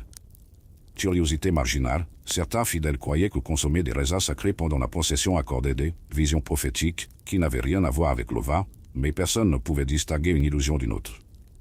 Vous croquez dans l'un de ces raisins, ressentez leur douceur exotique et vous vous demandez si un influenceur aujourd'hui ferait un déballage de raisins qui vous font parler aux dieux. Alors qu'il avance, il entend des tambours en cuir brut joués par des hommes et des femmes dansant en transe. Le sol en terre d'acier tremble sous votre robe, et vous sentez la vibration parcourir votre colonne vertébrale comme une mise à niveau du son sound sans avoir besoin d'un système hi-fi. Les historiens débattent encore pour savoir si le rythme des tambours imitait les battements du cœur et l'idée de synchroniser le corps et l'esprit était-elle un dieu fait d'actes primitifs ou une simple hystérie de masse. Bientôt, vous voyez un cortège d'acteurs masqués jouer des fragments de tragédie, des chœurs prononcent des lamentations sur des rois tragiques tandis que vous essayez de déchiffrer s'il s'agit de théâtre ou de rétro-wave d'avant-garde. Blague numéro 2, imaginez mettre des sous-titres sur la diffusion en direct d'un festival, le roi Édipe a découvert la mauvaise paternité, glissez vers le haut pour sauver votre santé mentale. Vous reculez un peu pour mieux voir, mais trébuchez sur un tonneau de vin vide qui roule sous vos pieds et plongez dans un jet de liquide résiduel. Ce serait drôle si je ne mourais pas de honte. La zone centrale est occupée par de longues tables, où les groupes s'affrontent dans la course au vin. Chaque participant doit boire autant qu'il le souhaite et effectuer un parcours en zigzag. Fait amusant, les courses à boire étaient autorisées par la loi sommaire d'Athènes pour tester l'endurance des jeunes hommes et identifier les futurs Athéniens suffisamment courageux pour la guerre, ou du moins prêts à affronter la gueule de bois collective. Vous tenez le verre avec précaution, en imaginant le goût prononcé du vin de Caria, et vous vous demandez si cette technique de recrutement serait efficace dans les bureaux du XXIe siècle. Voyant votre hésitation, un participant laisse échapper un grognement assourdissant et vous lance un regard noir avec un sourire de défi. Vous acceptez le verre, levez votre toast et le buvez d'une seule gorgée. Le goût fruité explose dans votre gorge et votre cerveau hésite entre l'extase et le regret. Blague 3, si aujourd'hui vous pleurez à cause de la tequila, essayez un vin à l'ancienne à 14 degrés et aux notes de fixer sur votre estomac composera votre épitaphe. Votre monde tourne alors que vous essayez de marcher le long du chemin marqué de morceaux de poterie. Les gens applaudissent, certains battent des tambours, d'autres jettent des pétales de rose pour célébrer chaque pas moyen que vous parvenez à faire sans tomber face contre terre. Vous vous souvenez que les femmes étaient exclues de ces compétitions, mais il existe des rapports en toujours des natures selon lesquels des esclaves et des métèques se déguisaient et participaient. Débat académique, les historiens se demandent encore s'il y a eu une inclusion volée ou si ces récits sont des inventions tardives de chroniqueurs sympathiques. Plus loin, un groupe joue des flûtes de bambou et des sabbats de bronze, marquant le début d'une extase rituelle. Les participants portent des taureaux de bois en procession, improvisant des cris et des chants en l'honneur du dieu. Curiosité marginale, certaines fêtes ultérieures incluaient de véritables sacrifices de taureaux. La taurobolie romaine était une héritière tardive de ces pratiques aimées à Athènes. La version symbolique suffisait à enflammer la foule. Vous imitez le cri collectif, levant les bras comme si vous étiez un influenceur faisant la promotion d'une émission en direct, et sentez votre peau en paix sous l'effet de l'énergie partagée. Dans un espace réservé, les poètes récitent des hymnes dionysiaques, entonnés dans un grec archaïque si rapidement que votre cerveau aspire instantanément à des sous-titres automatiques. Vous fermez les yeux et vous laissez envelopper par le son mélodique, ressentant une douce transe presque méditative. Ce contraste entre le vin et la poésie rappelle comment la fête mêlait extase et réflexion, la tragédie cherchait à purifier les émotions par la catharsis. Les historiens débattent encore pour savoir si la catharsis décrite par Aristote était le résultat de l'âme collective ou d'un simple effet dramatique planifié. Au cours de votre exploration, vous dégusterez un morceau de pain sucré imbibé de miel de thym, offert par les fidèles en offrande à l'autel. Le contraste aigre-doux apaise le palais et redonne un peu de raison. Fait amusant, des essences florales étaient ajoutées au miel pour créer des saveurs régionales, une ancienne technique de marketing sensoriel qui apparaît encore aujourd'hui sur les menus sophistiqués. Vous mâchez avec délectation, en vous demandant si les dieux du snacking des supermarchés d'aujourd'hui pourraient apprendre de ces combinaisons. Enfin, une procession se dirige vers le mont Arès pour allumer un grand feu de joie cérémonielle. Les flammes montantes illuminent les masques dionysiaques suspendus aux arbres et se reflètent dans les yeux extatiques des participants. Vous sentez la chaleur réconfortante contraster avec la fraîcheur de la nuée. Pendant un instant, vous reconnaissez la force collective de ce moment. Débat académique, les chercheurs se demandent si l'acte de sauter par-dessus les flammes n'était qu'une légende ou si les jeunes participaient réellement à ce rite. Peut-être cela dépendait de qui avait écrit le récit. Épuisé, vous vous asseyez sur un bloc de pierre à côté d'étrangers fiévreux, partageant un dernier verre de vin épicé à la cannelle. Le son des chants s'estompe, ne laissant que le crépitement du bois et l'écho lointain des tambours. Vous soyez, sentant l'euphorie céder la place à un calme réconfortant, comme un ASMR nocturne impromptu. Lorsqu'il décide enfin de partir, il s'appuie contre la statue de Dionysos, encore ornée de diaphanée. Vous respirez profondément l'air doux du festival et vous vous demandez, pourriez-vous survivre à une journée entière d'extase rituelle alimentée par le vin, la danse et la tragédie? Peut-être que oui, si vous apportez une bouteille d'eau minérale supplémentaire. Ou peut-être pas, si votre foi ou votre sens des bonnes manières ne peuvent pas supporter ce marathon enivrant. Quoi qu'il en soit, cette nuit dans les couloirs de Dionysos laissera sa marque sur votre corps, votre esprit et, sans aucun doute, vos meilleures histoires à raconter aussi vous vous réveillez demain. Vous franchissez les portes imposantes d'une grande domus du centre-ville et ressentez immédiatement le contraste entre le sol en marbre poli sous vos pieds nus et le sol sablonneux des rues à l'extérieur. D'un côté, des serviteurs pressés portent des plateaux d'argent étincelants. De l'autre, des esclaves vêtus de vêtements miteux poussent des charrettes, gémissant sous le poids des barils d'huile d'olive. Cette fracture sociale était si marquée qu'à Athènes, au V siècle avant JC, seuls les citoyens nés de parents athéniens pouvaient voter et posséder des biens ou les métèques, résidents d'étrangers, et les esclaves étaient totalement exclus de la citoyenneté. En traversant l'atrium, vous remarquerez les mosaïques de pierre qui représentent des scènes de chasse et des banquets somptueux. La légère brise qui entre par les fenêtres ouvertes apporte la douce odeur de l'encens de l'oreille utilisé dans les cérémonies privées, un luxe inaccessible aux plus pauvres. Fait amusant, dans les maisons des familles riches, les symposiums intimes étaient courants, où les invités s'allongeaient sur des triquinia et dégustaient du pain trompette, un biscuit fin en forme de coquille, tout en discutant de politique et de philosophie. Vous êtes assis dans un lectus en bois tapissé de coussins en un teint en violet, un pigment si cher qu'il valait plus qu'un esclave qualifié. Vos doigts glissent sur le tissu doux, produisant un léger soupir dans l'environnement silencieux, un véritable ASMR de luxe antique. Les serviteurs s'approchent silencieusement et offrent des coupes de vin mélangées à du miel. Le thym, dont l'arôme herbacé contraste avec le souffle brûlant de l'alcool. Vous prenez une légère gorgée, sentant la chaleur se répandre dans votre gorge tandis que vous regardez les gens autour de vous. De l'autre côté du portique, on peut voir une haie simple, où les familles de travailleurs agricoles attendent dehors, en file indienne, demandant l'aumône ou la permission de livrer des produits au marché. On sent la dureté du vent qui transporte la poussière et le gémissement lointain des enfants qui lèchent des bols vides, un son de rappel que la plupart vivaient en marge du confort urbain. Débat académique, les historiens débattent encore pour savoir si l'Athènes démocratique a atténué ces inégalités par une mystopharia prudente, versement de salaire aux jurés, ou si cet avantage a simplement servi à maintenir l'illusion d'une participation civique. Alors que vous marchez dans un couloir décoré de statues en bronze d'ancêtres éminents, vous entendez à bruit étouffé le cliquetis de chaînes de fer provenant d'une aile intérieure. La vieille femme qui vit là comme esclave se souvient des enseignements d'Hippocrate sur les soins aux malades, mais maintenant elle porte des urnes de charbon pour chauffer l'hypocauste ou le système de chauffage sous le sol tandis que ses os craquent sous la tension. Vous frissonnez presque d'empathie, mais rappelez-vous, survie grecque, penserez à un créateur de contenu aujourd'hui. Dans la salle principale, un jeune Patricius récite des vers d'Homère à un cercle d'érudits armés de parchemin. Vous vous approchez et remarquez que, juste derrière, des enfants de familles serviles reçoivent un enseignement de lecture rudimentaire, une rare exception, car l'éducation formelle était réservée uniquement à l'élite masculine libre. Blague légère, si vous pensiez que votre dernier cours de chinois était difficile, imaginez apprendre à réciter l'Iliade tout en tenant une carafe d'huile d'olive chaude sans en renverser une goutte. La lumière du soleil traverse des vitraux colorés ou une innovation rare en Grèce, plus courante dans les temples égyptiens projetant des reflets qui dansent sur les colonnes de calcaire. Le contraste entre la lumière et l'ombre semble symboliser les tensions sociales en jeu. Curiosité marginale, certains domus utilisaient des miroirs en bronze poli pour rediriger la lumière du soleil, une astuce d'ingénierie qui amplifiait la luminosité naturelle sans recourir à des torchets.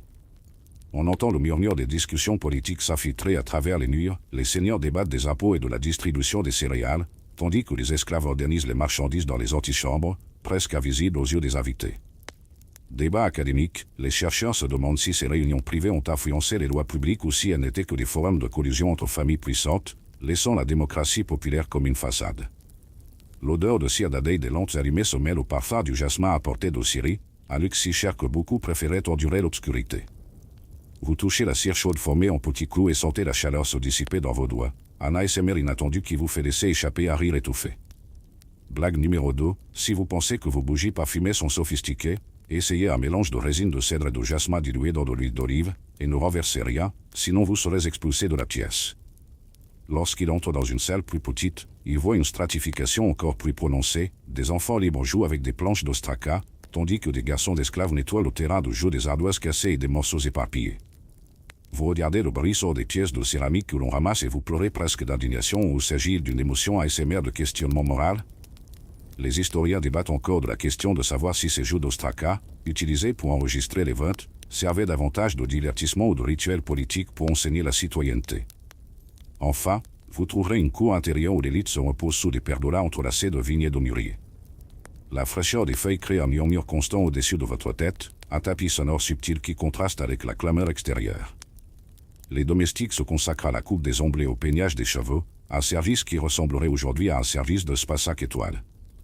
Vous fermez les yeux un instant, absorbant la douce chaleur et le bourdonnement des feuilles à un ASMR de retraite aristocratique. Lorsqu'il se lève pour partir, il sent la différence entre l'ombre protectrice des pergolas et le soleil cinglant qui brille sur l'allée où un groupe d'esclaves attend les ordres. Vous prenez une grande inspiration d'air long de poussière et de sueur et vous vous demandez, pourriez-vous survivre une journée entière en sachant que votre valeur a été décidée par la naissance et la fortune? Peut-être que oui, s'il y avait une subvention financière hebdomadaire. Ou peut-être pas, si votre conscience ne pouvait supporter la dissonance entre le luxe et la servitude. Vous revenez dans la rue principale, sentant la chaleur du marché et l'odeur des épices se mêler au parfum végétal des pergolas que vous avez laissés derrière vous. Le contraste social résonne encore dans son esprit comme un tambour rythmique. Et en marchant, vous le savez, dans la Grèce antique, la véritable démocratie avait les visages doux des puissants et les mains carreuses des invisibles. Vous ne survivrez peut-être pas une journée dans ce labyrinthe de privilèges et de privations, mais au moins vous comprenez maintenant le coût de cet équilibre précaire. Vous arrivez au grand théâtre en playa, creusé dans le flanc d'une colline, et ressentez immédiatement le froid des tiers rugueux sous vos jambes nues. Les gradins de marbre, empilés en demi-cercle, forment une coquille silencieuse qui amplifie le mois de murmure, un fait historique impressionnant, le théâtre de Dionysos à Athènes, construit au VIe siècle avant JC, accueillait jusqu'à 17 spectateurs et servait de scène aux premières tragédies grecques. En montant les marches raides, vous vous souvenez de l'inconfort des sandales serrées et du soleil brillant du marché. Bonjour, section 1. À ce jour, de nombreux touristes ignorent que ces sièges n'ont jamais eu de dossier ou une curiosité marginale. Les spectateurs les plus riches apportaient des coussins au cuir fait main, appelés toria, pour amortir l'impact des heures passées assis. séance. Vous essayez d'ajuster votre posture, mais vous finissez par glisser de quelques centimètres à chaque plaquement, dans un effet de craquement de pierre ASMR qui fait frissonner votre corps. Le soleil brille légèrement sur la cavea, faisant de son ombre un refuge recherché. Vous vous déplacez de banc en banc, comme quelqu'un en tournée, à la recherche d'un endroit cool. Blague légère, il serait plus facile de trouver la climatisation dans un temple abandonné que le confort dans cet auditorium à ciel ouvert. Alors que les masques en céramique brillant sont suspendus à des crochets autour de la scène, vous remarquez le contraste entre la raffinée et le béton brut. Le murmure s'intensifie alors que les chœurs commencent à chanter le prologue de la pièce. L'acoustique est si parfaite que vous entendez chaque syllabe sifflante comme si vous étiez à quelques centimètres de l'orateur, malgré le rayon de 50 mètres. Les historiens débattent encore pour savoir si la conception circulaire était le résultat d'un calcul mathématique ou d'une pure intuition artistique. Vous fermez les yeux et appréciez le son perçant presque un ASMR vocal même si vous savez que la scène suivante va être brutale. Au centre de l'orchestre, des acteurs masqués donnent vie au duo et au héros. Chaque pas résonne sur le sol en terre battue, soulevant des nuages de poussière qui dansent à la lumière du soleil couchant. Blague numéro 2, pensez à l'un de ces spectacles modernes où la fumée s'élève de la scène pour créer une atmosphère sauf qu'ici, c'est de la pure poussière historique qui colle à vos narines. Vous avalez un nuage de terre sans le vouloir, goûtant le goût sec des siècles. Alors que la tragédie se déroule, un monsieur est assis à côté de lui, somnolent et ronflant doucement. La combinaison du craquement des tablettes de pierre et du grondement crée une symphonie imprévue, une curiosité marginale qui fait rire certains spectateurs. On s'efforce de ne pas regarder, mais l'ASMR du ronflement contraste si bien avec la détresse des personnages sur scène qu'il devient presque partie intégrante du spectacle. L'intrigue implique trahison, sang et vengeance, le héros étant tragiquement maudit par sa propre quête de justice. Vous sentez votre cœur se serrer, vous souvenant de la peur d'être fouetté dans la section 10, et un frisson vous parcourt l'échine. Débat académique, les chercheurs se demandent encore dans quelle mesure les tragédies ont été jouées selon le texte original ou improvisées par les acteurs, car de nombreux scripts originaux ont pu être modifiés dans des affiches manuscrites. Dépêchez-vous. Le chœur entonne ensuite un dithyrambe festif pour introduire la comédie. La moitié du public part chercher plus de voix dans le hall. Vous hésitez, mais finissez par rester pour voir le contraste.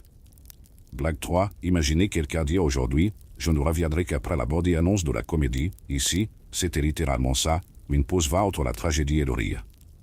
Les acteurs comiques portent des masques grotesques et des voix stridentes, faisant rire ceux qui résistent encore. Le mouvement exagéré des mains, combiné à l'écho naturel du théâtre, crée un effet de dessin animé presque grandeur nature. Vous ne savez pas si vous devez regarder un stand-up primitif ou un TikTok en direct sans sous-titres. Pendant ce temps, le vent souffle en rafale depuis la mer toute proche, apportant une fraîcheur qui interagit avec la poussière en suspension, formant de petites spirales qui passent entre les jambes des spectateurs. Fait intéressant, en Sicile, certains théâtres ont été positionnés pour profiter des brises marines comme air naturel, anticipant une climatisation durable bien avant l'invention des aqueducs. Lorsque la pièce se termine, le public se lève à l'unisson, fait craquer ses articulations et pousse les bancs les uns contre les autres. Le bruit collectif des pas gronde comme le rythme d'un tambour de fortune ou un étrange ASMR de masse en mouvement. Vous rejoignez la foule, le corps raide à force d'être resté assis si longtemps, et vous réalisez que toute l'expérience a été un défi d'endurance sensorielle. Alors qu'il descend la pente, son ombre s'étend sur la tribune tandis que le soleil se couche sur le proscénium éclairé par des torchers. Vous pensez que si vous avez survécu à cette mer de roches, de craquements et de poussière, vous méritez peut-être une médaille d'honneur pour mérite historique ou, à tout le moins, un bon masseur vibrant moderne. Votre corps souffre, mais votre esprit est plein d'énergie. C'était une journée entière immergée dans un théâtre en playa, avec des effets sonores naturels et des improvisations non répétées. En sortant du théâtre, il sent le goût persistant de la poussière sur ses lèvres et entend au loin l'écho du discours final du chœur, Memento Odia. Il se souvient de la raillerie du vendeur de poissons fermentés de la section 3 et sourit, certaines choses ne changent jamais, même pas dans l'art. Vous vous murmurez, pourrait-ce survivre un autre jour ici? Peut-être, si vous allez apporter un siège rembourré et un casque anti-bruit. Ou peut-être pas, si votre corps moderne refuse de coopérer. Et avec cela, vous descendez les marches vers la porte de sortie, sentant la liturgie du théâtre résonner comme un dernier souffle. L'expérience a été intense, brute et surtout inoubliable. Vous traversez un couloir étroit et entrez dans une pièce semi-enterrée dont le plafond bas est soutenu par des colonnes en pierre brute. Des torchers vacillantes projettent des ombres dansantes sur les murs recouverts de peintures de dieux et de monstres, créant une atmosphère troublante. Ici, à l'oracle de Delphes, la superstition règne en maître. En effet, depuis le 8e siècle avant J.C., les Chthonies étaient considérés comme des intermédiaires entre les mortels et Apollon, prononçant des prophéties énigmatiques sous l'influence de vapeurs souterraines. Vous vous approchez d'un autel circulaire, où un prêtre allume de l'encens à la résine de pin. Le parfum épais et épicé se mêle à l'odeur terreuse du granit humide, un ASMR olfactif qui contraste avec le froid dans vos os. Blague légère, si vous pensez que votre bureau climatisé est trop sec, imaginez une chambre prophétique remplie de vapeurs moisies et de chants chuchotés. Devant, la pythonisse, vêtue d'une simple tunique, se balance sur un tabouret de fortune tout en marmonnant des syllabes inintelligibles. Vous sentez chaque muscle tendu, attendant la prononciation d'une phrase qui peut déterminer votre avenir immédiat. Curiosité marginale, certaines sources affirment que la prêtresse mâchait des feuilles de laurier pour garder sa voix stable et qu'elle distillait même le liquide obtenu dans un calice pour l'offrir aux visiteurs comme, ou inspiré par les dieux. Lorsque la pythonisse s'arrête, le silence devient palpable. Le prêtre s'éclaircit la gorge et traduit ses paroles d'un ton solennel. Prenez garde au jour où les pieds toucheront la terre sans offrande. Vous gardez votre cœur dans votre poitrine tandis que vous essayez de déchiffrer si cela signifie un réel danger ou simplement une métaphore poétique. Les historiens débattent encore de la question de savoir si les réponses de l'oracle ont été créées à partir de formules religieuses intactes ou si elles ont été stratégiquement façonnées par les autorités politiques pour influencer les décisions de l'État. Vous inclinez la tête, remarquant que le sol en marbre est usé, poli par le toucher de milliers d'opéras. Chaque fissure porte des traces de pièces de monnaie et de petites feuilles de bronze déposées en guise d'offrande, un rituel de marchandage divin qui faisait croire aux victimes qu'elles pouvaient acheter la bienveillance des dieux.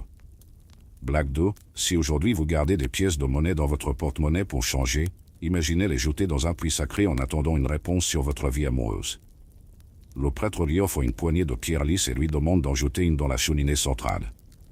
Vous les tenez au froid, lisses et d'une texture presque céramique et vous vous demandez quel secret il renferme. Alors qu'il les lance, il entend un tintement qui résonne dans la salle, comme si le calibre de chaque tir expliquait ses doutes. Curiosité, dans certaines consultations, si 3 tirs tombaient sur des charbons ardents, on croyait que la consultation était particulièrement favorable, et le consultant devait revenir avec des sacrifices plus coûteux. L'atmosphère s'épaissit lorsque le prêtre appelle un bélier pour le sacrifice. L'animal est conduit dans un couloir latéral, hennissant d'agonie. Vous sentez l'odeur métallique du sang mêlé à l'encens, un contraste choquant qui renforce le rituel de la mort. Les historiens se demandent encore si ces sacrifices étaient effectués quotidiennement ou seulement à des dates festives, car les rapports varient considérablement selon la cité-État. Lorsque le bélier est abattu, le sang chaud éclabousse l'autel et vous en recueillez une goutte dans un bol en bronze. Le liquide brille sous la lumière vacillante et le prêtre utilise un bâton pour y graver des symboles, déchiffrant les motifs sanguins comme s'il s'agissait d'hiéroglyphes. Blague numéro 3, si aujourd'hui vous regardez en boucle des séries d'enquêtes criminelles, imaginez un épisode en direct où les preuves ADN sont lues dans la fumée et le sang sur Netflix pour les mettre en pause. Alors que le rituel touche à sa fin, le son des tambours résonne dans la cour extérieure, vous invitant à les suivre. Un couloir sinueux mène à une chambre plus petite, où une fissure dans la roche laisse échapper un jet de vapeur aromatique. Vous prenez une profonde inspiration et sentez votre tête devenir légère, flottant presque au-dessus de vos jambes. Curiosité marginale, certains documents indiquent que cette vapeur contenait du sulfure d'hydrogène en faible concentration, provoquant une euphorie subtile. Mais certains disent que c'était juste de la fumée d'herbes hallucinogènes.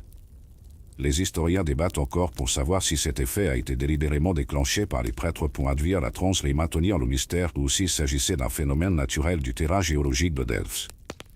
Vous fermez les yeux et ressentez une sensation de picotement dans votre cerveau, comme si la fine ligne entre la raison et la superstition s'était dissoute.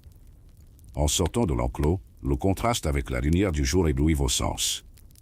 L'air frais et sec des falaises du Parnasse vous frappe le visage, vous rappelant toute la cérémonie. Vous réalisez que, même en tant qu'acroyant, vous garderez toujours le doute sur ce que vous lisez entre les lignes des prophéties. En descendant la pente, chaque pas résonne sur le chemin de gravier et vous réalisez que dans la Grèce antique, la superstition était aussi puissante que l'État lui-même. Débat académique, les chercheurs se demandent si l'oracle de Delphes était un véritable centre religieux ou un noyau de pouvoir géopolitique déguisé en sacré. Vous revenez en ville, l'odeur des pas se mêlant à l'écho lointain des pèlerins. Votre respiration se calme et les picotements dans vos doigts disparaissent progressivement. Vous regardez le temple abandonné et vous vous demandez, pourriez-vous survivre une journée entière en rendant hommage aux dieux capricieux? Peut-être que oui, si vous apportez une bonne dose de scepticisme. Ou peut-être pas, si votre cœur était saisi par le son d'un tintement prophétique. Quoi qu'il en soit, les superstitions dominantes de la Grèce antique vous ont rattrapé et vous ne serez plus jamais le même. Vous revenez à votre point de départ, en marchant sur les mêmes pierres usées de l'agora où tout a commencé, et ressentez le poids des leçons que vous portez après une journée entière immergée dans la Grèce antique. Autour de lui, le marché en faux semble désormais plus petit, comme s'il avait été un terrain d'entraînement à la vie moderne. Fait historique, de nombreux principes d'organisation urbaine utilisés à Athènes, comme les places ouvertes pour le débat public, ont inspiré la planification des capitales démocratiques des siècles plus tard, de Paris à Brasilia. Vous regardez les étals vides et imaginez la chaleur intense des épices exposées, attirant votre attention ce jour-là. Fait amusant, les historiens ont trouvé des traces de marchands utilisant de la crème solaire à base de graisse de poisson et de crottes de crocodile pour se protéger des rayons, ce qui rappelle que les soins de la peau sont une préoccupation qui existe depuis des siècles, même si vous ne voudriez peut-être pas reproduire cette recette aujourd'hui. En marchant, il est réfléchi au bas public et à l'hygiène douteuse qui sont devenus une blague dans la section 2. Aujourd'hui, nous discutons de l'assainissement de base comme d'un droit universel, mais nous luttons toujours pour garantir l'eau potable à des milliards de personnes. Débat académique, les experts contemporains se demandent encore si le modèle grec d'infrastructure hydraulique aqueduc et therme pourrait être restauré dans les villes modernes ou est destiné à rester uniquement dans les manuels d'ingénierie historique. Vous touchez les colonnes du temple abandonné et sentez la rugosité de la pierre, vous souvenant des débats philosophiques de la section 4. Platon parlait de la forme du bien, mais vous réalisez que la recherche d'idéaux parfaits paralysait souvent les décisions urgentes à Athènes, un parallèle troublant avec les projets modernes mis de côté par trop de délibération. Blague légère, si le Sénat moderne prenait autant de temps que Platon pour décider, nous serions peut-être encore en train de choisir notre progéniture robotique domestique. En regardant les tessons de poterie sur le sol, il se souvient du système d'ostracisme de la section 6, où les citoyens écrivaient des noms sur des morceaux de straca pour bannir les dirigeants dangereux. Vous souriez en pensant au nombre de tweets qui ont eu autant de poids que ces éclats d'argile rappellent que l'opinion publique a toujours été une arme à double tranchant. La brise qui souffle dans la cour porte en elle les échos des chants dionysiaques de la section 11, et vous réalisez comment les rituels collectifs façonnent encore aujourd'hui le comportement des masses, des festivals de musique aux manifestations sur les réseaux sociaux. Fait intéressant, il existe des preuves que le couronnement des vainqueurs dans les jeux dionysiaques générait un effet d'endosymbiose psychologique, renforçant la cohésion communautaire, un phénomène étudié aujourd'hui dans les événements sportifs et les spectacles à grande échelle. Vous passez devant la vitrine improvisée d'un orfèvre un souvenir de la section 1 et vous comparez la valeur que nous accordons au luxe aujourd'hui. Les pierres semi-précieuses polies continuent d'attirer l'attention, mais elles sont désormais également accompagnées d'un certificat d'origine et d'un rapport de durabilité. Débat académique, les économistes se demandent si le commerce du luxe est un moteur de développement ou vecteur d'inégalité, écho des tensions qui secouaient déjà les anciennes routes commerciales de la mer Égée. Alors que le soleil se couche, on se souvient des sandales écrasantes de la section 8 et des togerettes de la section 12. La mode peut être une expression culturelle, mais elle peut aussi être un instrument d'exclusion. Aujourd'hui, nous discutons des impacts environnementaux de la fast fashion, quelque chose qui, à plus petite échelle, existait déjà lorsque le violet tyrien coûtait l'équivalent du salaire d'un esclave qualifié. Blague numéro 2, si vous aviez l'habitude de vous plaindre de vos chaussures de bureau trop serrées, essayez de porter une toche complète et de continuer à sourire pour votre photo LinkedIn. Vous vous tenez devant le théâtre vide de la section 13, vous souvenant de l'acoustique parfaite et du drame palpitant. Cet art continue de résonner depuis des milliers d'années, prouvant que les récits convaincants ne perdent jamais leur pouvoir. Fait amusant, des recherches récentes suggèrent que les neurosciences du spectateur en direct activent les régions cérébrales de l'empathie plus intensément que le contenu numérique, ce qui rappelle que même à l'ère virtuelle, la présence physique est inestimable. Enfin, vous atteignez l'oracle imposant de la section 14, où des vapeurs prophétiques semblent encore murmurer des doutes dans votre esprit. La superstition, vous l'admettez, n'a jamais quitté l'humanité et complètement déconnectée. Nous investissons dans des algorithmes de prédiction du marché et des tableaux de bord de big data dans l'espoir de garantir la certitude, mais nous demandons toujours des réponses aux dieux lorsque tout échoue. Débat académique, les sociologues se demandent si le recours à la technologie de prévision moderne est une nouvelle forme d'oracle, supplantant les temples par des superordinateurs. En fermant le cercle, pensez que pour survivre une journée dans la Grèce antique, il fallait du courage, de l'adaptabilité, surtout, un sens de l'humour. C'était peut-être le rire, que ce soit face à un barde faux ou au souvenir du bouillon de trite de la section 3, qui permettait aux gens de continuer même dans les circonstances les plus défavorables. Maintenant, alors que le coucher du soleil approche, vous comprenez que nos villes modernes portent des héritages anciens dans chaque colonne, dans chaque loi et même dans le folklore urbain. À chaque innovation, nous répétons la tragicomédie humaine, nous recherchons le progrès, mais nous sommes confrontés au même dilemme de pouvoir, d'inégalité et de recherche de sens. Et, en fin de compte, La plus grande leçon est peut-être de reconnaître que l'histoire n'est pas un musée statique, mais un miroir qui nous met au défi d'écrire un avenir meilleur sans crocodile dans la crème solaire, bien sûr. Maintenant, vous terminez votre voyage avec un esprit plus léger et un cœur réchauffé par toute cette sagesse ancestrale. Sentez le rythme ralentir tandis que vous remarquez comment le vent frais arrache la chaleur du jour, emportant avec lui la poussière de l'Antiquité et ne laissant qu'un doux soupir dans l'air. La nuit tombe doucement, apportant le confort du familier, votre lit moderne, votre oreiller moelleux et le bruit réconfortant des draps qui glissent. Laissez-vous absorber chaque détail des histoires que vous avez vécues, sachant que, même les yeux fermés, l'écho de cette agora reste dans votre respiration. Inspirez profondément, remplissez-vous de gratitude pour la sécurité d'un monde qui, diacre parfait, a appris à construire des hôpitaux, à inventer des chaussures rembourrées et à organiser des débats sans flagellation. En vous installant, rappelez-vous que vous pouvez appliquer ces leçons à demain, célébrer la démocratie avec ses imperfections, valoriser la science qui a remplacé les sacrifices de moutons et infecter vos journées avec la légèreté du rire qui traverse les millénaires. Laissez la douceur des souvenirs anciens tisser à travers le tissu du présent, laissant place à des rêves aussi vastes que la mer Égée et aussi brillants que les torchers du théâtre antique. En fin de compte, votre cœur repose dans la certitude que, aussi turbulent que le voyage ait pu être, vous êtes rentré chez vous avec un trésor invisible, la compréhension que nous sommes les héritiers de défis rencontrés il y a des siècles, équipés aujourd'hui d'outils que les 10 heures de bonne aventure ne pouvaient imaginer que dans des visions floues. Et maintenant, alors que vous laissez échapper un léger soupir et fermez les yeux, sachez que chaque histoire que vous avez racontée résonnera dans votre des rêves comme une chanson ancienne, berçant votre repos avec le doux murmure de l'histoire vivante. Fin du script. Faites de beaux rêves.